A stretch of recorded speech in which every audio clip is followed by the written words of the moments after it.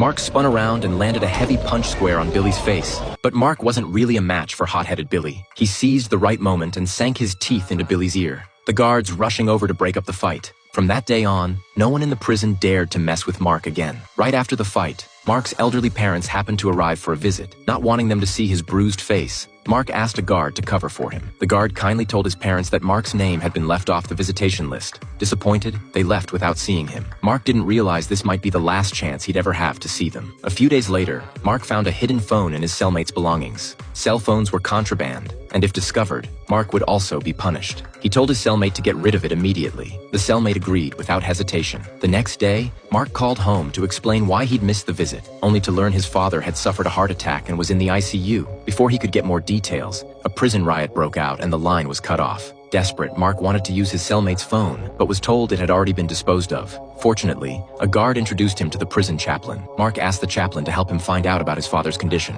The next day, the chaplain brought him the devastating news that his father had passed away. Mark was crushed with regret for not seeing his father one last time. Through the chaplain's phone, he confirmed the loss with his mother. Mark wanted to attend the funeral, but that would mean being shackled and standing beside the guards. His mother insisted that he had to be there no matter what. 3 days later, Mark was granted special permission to attend under guard supervision. But just as he was about to walk out the prison gates, alarms blared. This meant there was contraband in the prison, and during the search, officers found Mark's cellmate's phone hidden behind the TV. Mark was implicated and lost his chance to attend the funeral. Even though he missed the funeral, the chaplain held a small service for Mark and read aloud his mother's eulogy. It gave Mark a little comfort for the guilt he carried toward his family. 2 years later, the warden invited him to speak at a crime prevention conference. Mark told his story of drunk driving, how he had hit someone while drunk, wanted to cover it up, but turned himself in after his wife urged him to do the right thing. By then, the victim had already died, and Mark was sentenced to 4 years. Every day in prison, he was haunted by the image of the victim. He knew he could never erase his guilt,